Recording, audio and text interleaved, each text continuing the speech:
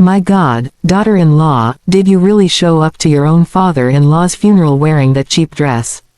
Ashley Harrington's voice sliced through the quiet of the chapel like a knife. It's embarrassing. You look like you're broke. Every head turned toward me.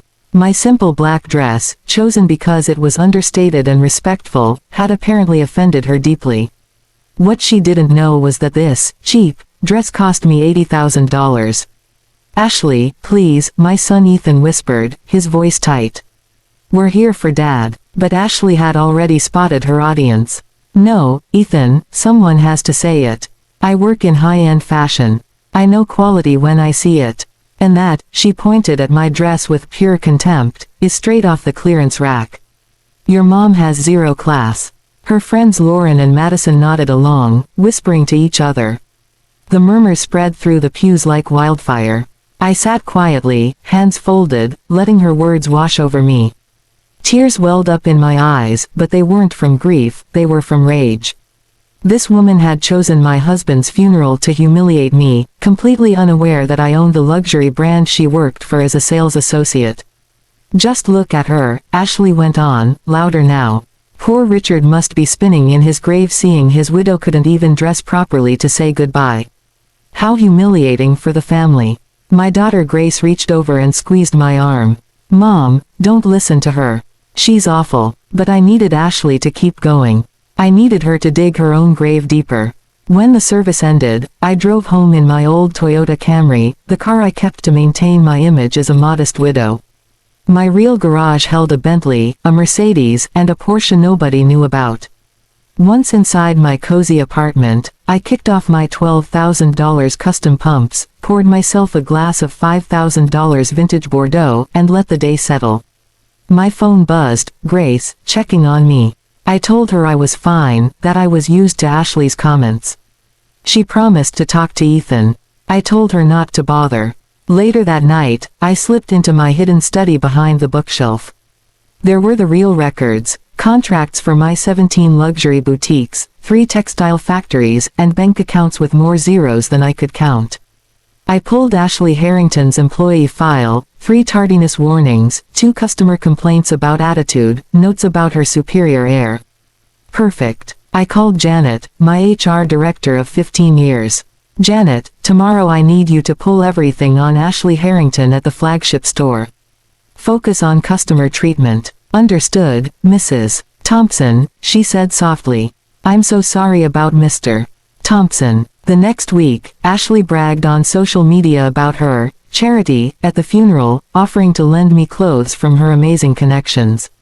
Meanwhile, I was in my executive office downtown, reviewing reports. My assistant Laura brought coffee and updates. Sales were strong, but there were issues at the flagship, mostly involving Ashley. Security footage showed her on her phone for hours, snapping photos with merchandise, treating certain customers like they didn't belong. Laura also confirmed Ashley had been spreading word of an upcoming promotion that didn't exist. Friday morning, I arrived at the boutique in a quiet Chanel suit and real pearls. Ashley was leaning on the counter, laughing on her phone, uniform wrinkled, ignoring a waiting customer. Girl, you won't believe it, I overheard. My mother-in-law showed up to the funeral looking like a total charity case. I basically saved the family from embarrassment. And when I get my promotion next week, Ethan and I are taking her shopping. Someone's gotta teach that old lady how to dress. The customer walked away. I stepped forward. Excuse me. Ashley turned, annoyed, then realized it was me. Oh, Evelyn, what are you doing here? Shopping, I said sweetly. Ethan gave me some money and said you could help me pick something decent. Her whole attitude flipped. She loved the idea of fixing me. Perfect. First, budget, how much did he give you? $500. She laughed out loud. 500. Honey, that barely buys earrings here. But let's see what we can do. She led me to the cheapest accessories, holding up a silk scarf from last season's collection, my own design. See this quality. This is real elegance, not whatever you usually wear. Just then, the store manager Diane approached. Ashley, Mrs. Thompson is waiting upstairs. Urgent meeting. Panic flashed across Ashley's face. I'm helping a client. I'll take care of the lady, Diane said smoothly. Ashley hurried upstairs, thinking her big boss wanted to discuss her promotion.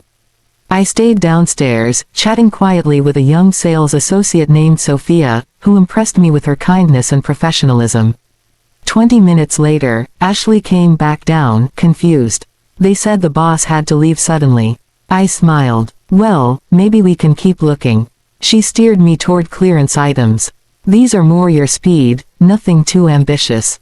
Then Laura, my assistant, walked in. Ma'am, they're ready for you upstairs. Ashley frowned. Who are you? Mrs. Thompson's personal assistant. Ashley went pale. Wait, Evelyn is Mrs. Thompson. That's right, I said calmly. Founder and owner of this entire chain. The store went silent. Ashley gripped the counter like she might collapse. The $80,000 dress you called trash at the funeral. Mine. The $12,000 shoes you said looked like flea market finds. Also mine. Laura handed me the folder. I read the complaints aloud: ignored customers, judgmental treatment, phone misuse, lies about promotions. Ashley's tears started falling. I didn't know it was you. That's exactly the problem, I said. You only treat people well when you think they matter.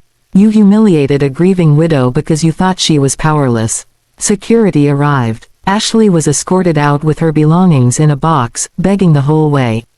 I told the staff her behavior would become a training example: treat every customer with respect, because you never know who's standing in front of you.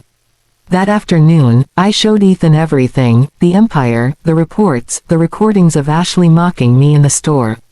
He was devastated, apologized for not defending me, and filed for divorce within days.